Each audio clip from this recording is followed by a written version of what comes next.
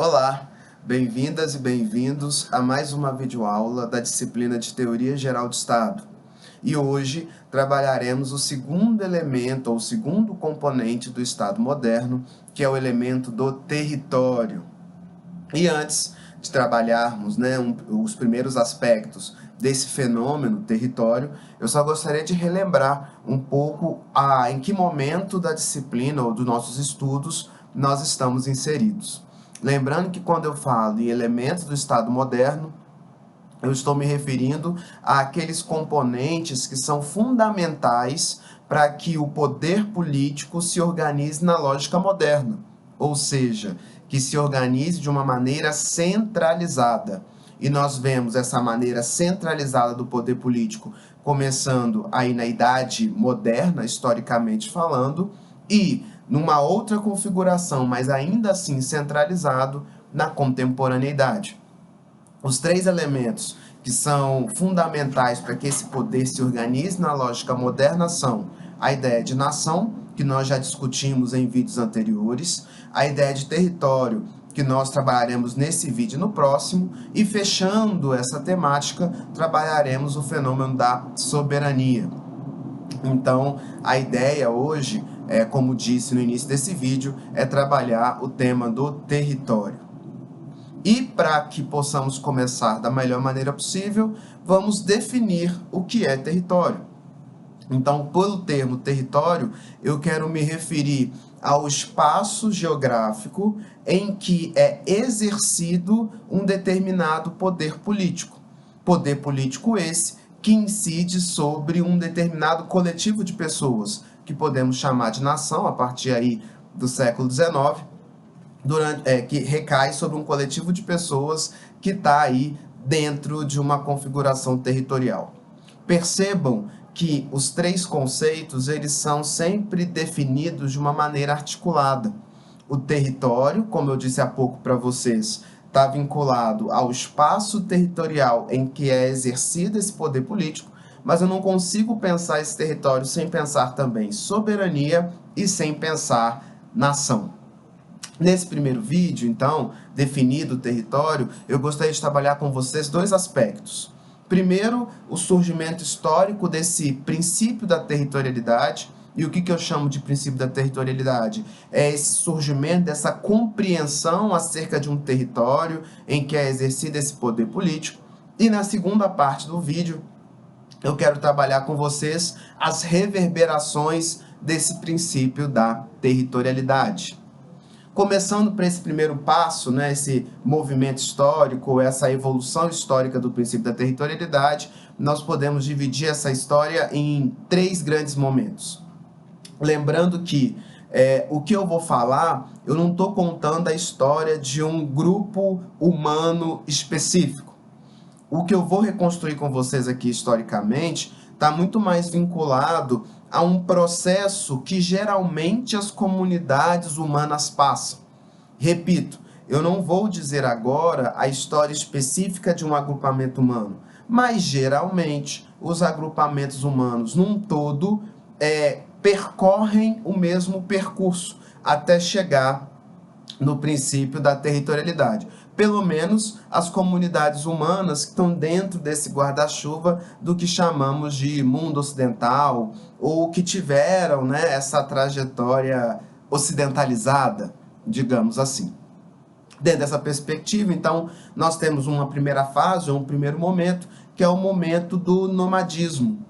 Então, o momento do nomadismo está relacionado a essa primeira fase de organização dos agrupamentos humanos, em que esses agrupamentos eles não ficam fixos em um determinado espaço territorial.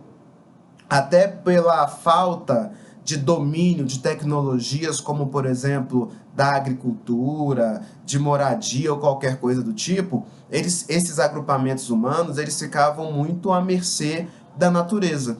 Então, por exemplo, quando na região onde eles estavam fixados temporariamente não há mais alimentos disponíveis, eles precisam migrar. Quando há uma mudança climática e aí, por exemplo, aquela região se torna muito fria e eles não têm como, por exemplo, se proteger do frio, eles precisam migrar. Então, essa primeira fase desses agrupamentos humanos, em que aí não há um domínio da tecnologia, ou dizendo de uma outra maneira, né, a gente tem uma divisão social do trabalho pouco complexa, pouco desenvolvida, a tendência desses agrupamentos humanos é serem agrupamentos nômades. E esses agrupamentos nômades, como a gente pode deduzir, eles não conseguem ou eles não têm uma compreensão acerca da ideia de território. É muito mais, talvez, uma ideia de um uso de um espaço, mas de uma definição de um território, aonde eles vão permanecer, aonde um poder político vai se estabelecer, como eu disse da definição logo no início do vídeo. Essa, então, seria uma primeira fase. A segunda fase, como alguns historiadores, o próprio Thomas Feiler-Gester, né, ao qual eu estou me basando nas aulas sobre esse tema, ele chama de segunda etapa, que seria a etapa de divisão entre império e domínio.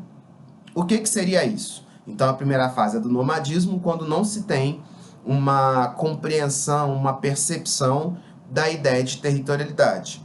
A segunda fase seria a fase, então, do império e do domínio, que seria um momento em que começa-se a se entender, a se apropriar da ideia de território. Mas antes de eu explicar essa segunda etapa, eu preciso explicar essas duas definições, imperium e domínio. O imperium, esse primeiro termo, refere-se à capacidade de um determinado poder político de comandar, de direcionar o uso de um determinado espaço territorial.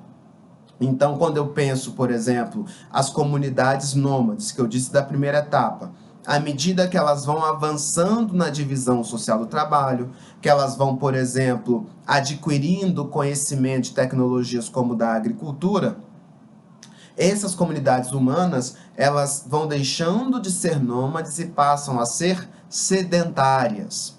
O sedentarismo, esse termo refere exatamente a essa fixação de um determinado agrupamento humano em um determinado espaço geográfico específico. Nesse caso, então, você tem o surgimento do domínio, ou seja, nesse primeiro momento, você tem um poder político, porque ali já existe um poder político, não necessariamente Estado, mas um poder político que organiza, né, esse agrupamento humano, que resolve determinadas situações de conflito. Esse poder político, no primeiro momento, ele vai ter um domínio total sobre a forma como se utiliza esse território. É isso que eu estou chamando de império. Quando nós vamos avançando na divisão social do trabalho, essa sociedade ela vai se tornando cada vez mais individualista. O individualismo também traz, né, no mesmo pacote, um desenvolvimento da sensação de propriedade privada, da ideia de que algo é meu e de que eu quero ter um uso privativo ou exclusivo dessa propriedade. Então, o agricultor que começa a se especializar no trato com a terra vai ser um agricultor que, num segundo momento, vai brigar para ter um uso exclusivo ou um uso privativo dessa terra. Esse uso particular, privativo, é que nós estamos chamando de domínio, que está muito ligado a essa capacidade, a esse uso privado acerca de uma coisa. Nesse caso, da propriedade móvel, nesse caso, de um determinado espaço territorial. Explicado o que é império e domínio, o que eu quero transmitir para vocês em relação a essa segunda etapa? Que, primeiro, nós temos a sedentarização. Logo, com a sedentarização, você tem um domínio do poder político sobre o território. À medida que nós vamos avançando na divisão social do trabalho, que a gente vai tendo uma compreensão maior da ideia de propriedade privada, surge a ideia de domínio. E, de alguma forma, essa, digamos assim, terceira subetapa vai impor limites ao império. Algo que vai ficar muito evidente, por exemplo, nas sociedades liberais. Então, o império, ou seja, essa atuação do Estado sobre o território, ela vai ficando cada vez mais restrita e ela vai se definindo muito com o objetivo de proteger o domínio, de proteger a propriedade privada desse particular, dessa propriedade imóvel em especial, porque estamos falando de território desse particular. Então percebam que aqui, nessa segunda etapa, o que eu estou querendo passar para vocês é exatamente os limites da atuação do poder sobre o território. Se no primeiro momento você tinha uma atuação mais ampla, mais irrestrita desse poder político, império, à medida que você vai tendo o surgimento da compreensão da propriedade privada, logo esse império ele vai se restringindo em prol do domínio, ao ponto de chegarmos, como nas sociedades liberais, de ter um Estado que atua, que se articula para proteger a propriedade privada. É como se a gente tivesse tido uma inversão total. O domínio se torna mais importante que o império. Então, essa segunda etapa é exatamente para delimitar a atuação do poder político sobre esse território.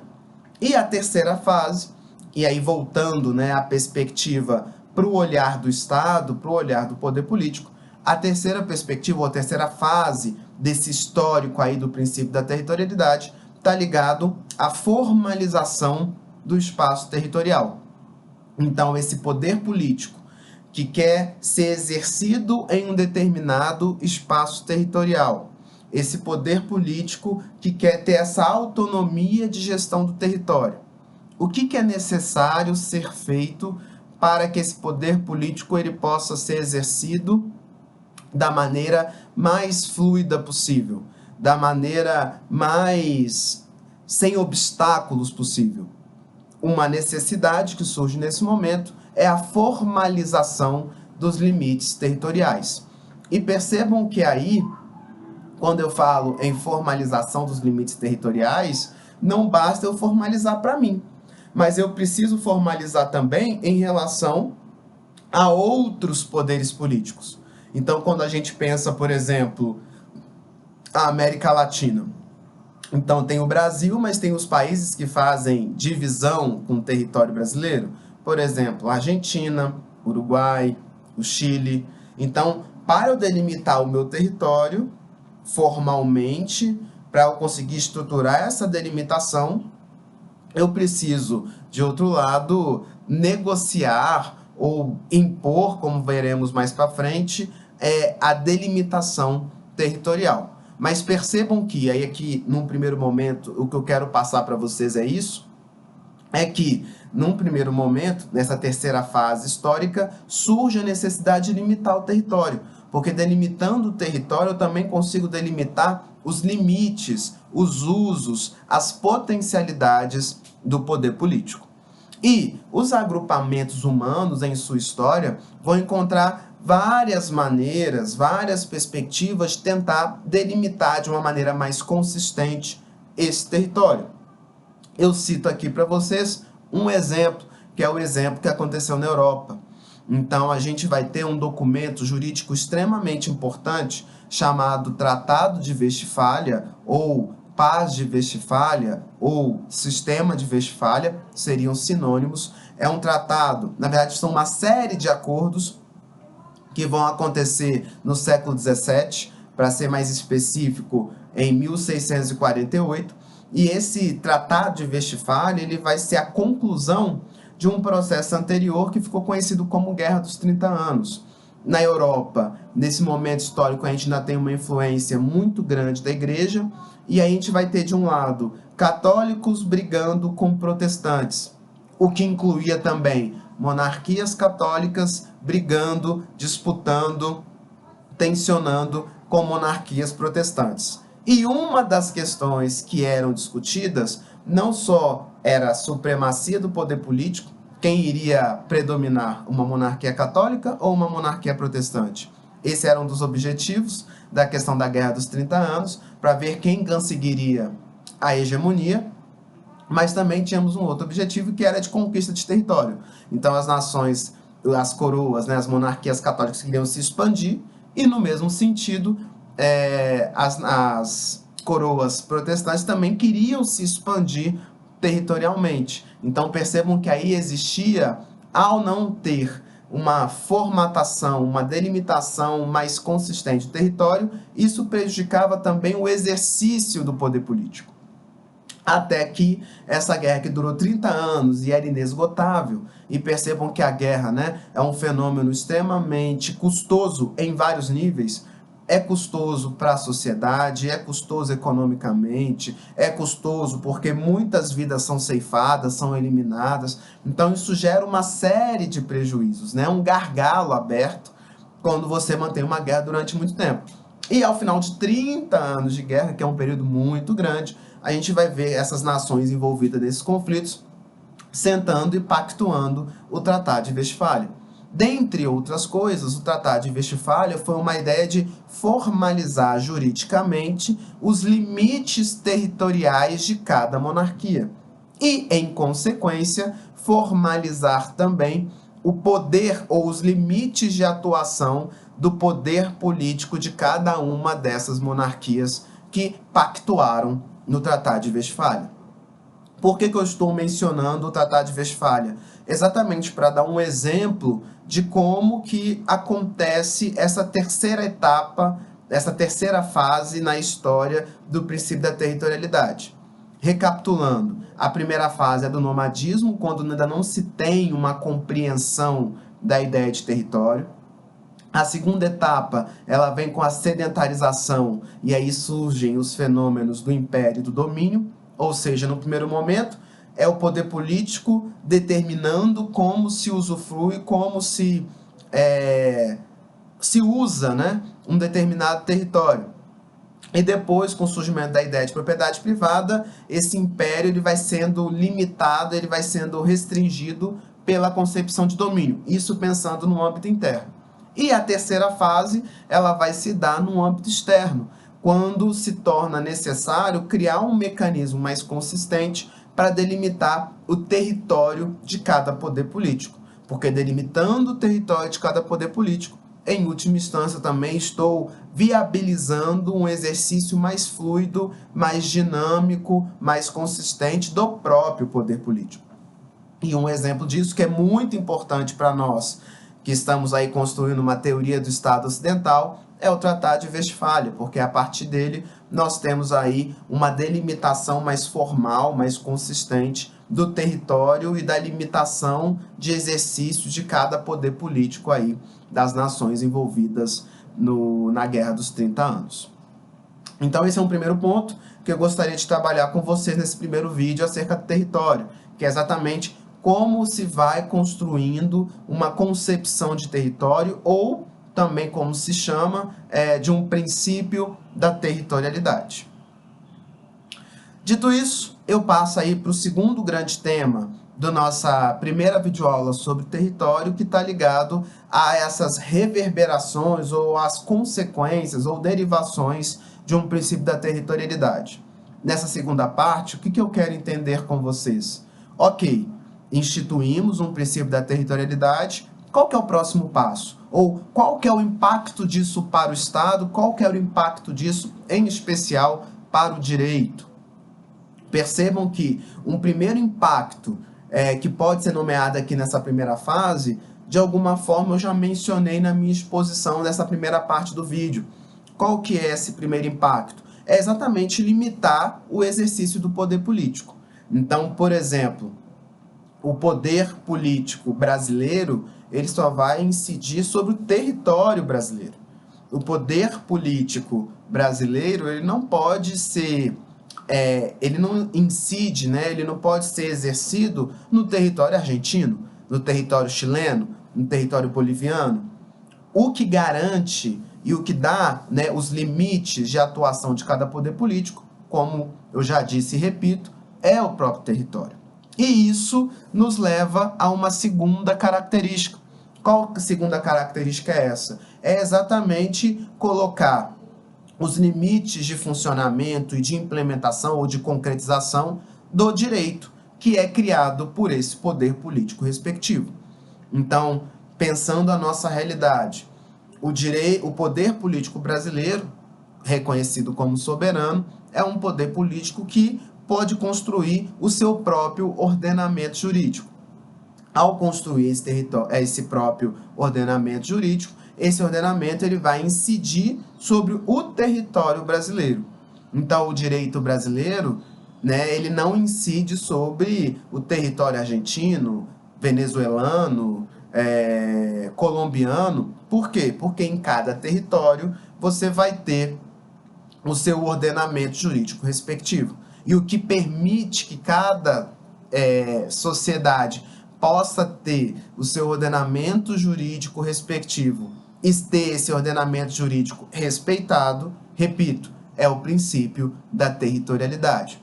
Uma terceira consequência do princípio da territorialidade é exatamente uma aplicação do direito mais estável. Por quê?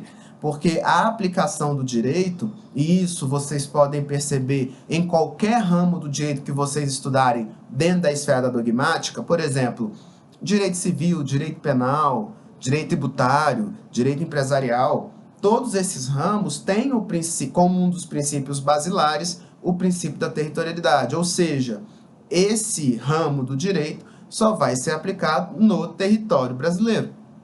E ele vai ser aplicado para todas as pessoas que tiverem no território brasileiro, sejam elas nacionais, sejam elas estrangeiras, como a gente já definiu, fez essa distinção em vídeos anteriores. Então, estando no território brasileiro, o sujeito ele vai estar submetido ao ordenamento jurídico correspondente ao território ao qual esse indivíduo está inserido.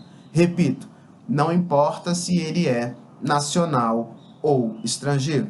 Por quê? Porque a partir do princípio da territorialidade, o direito a ser aplicado ele não vai atender a características pessoais do indivíduo, mas ele vai atender às características do território. Então, eu sou argentino e estou no território brasileiro, eu vou ter que me submeter ao ordenamento jurídico brasileiro. Ah, eu sou brasileiro e fui passear no território argentino. Eu vou ter que me submeter às regras do direito argentino. Repito, por que isso acontece? Porque o que vigora a partir da delimitação formal do território é o princípio da territorialidade para os diversos ramos do direito, para o ordenamento jurídico específico.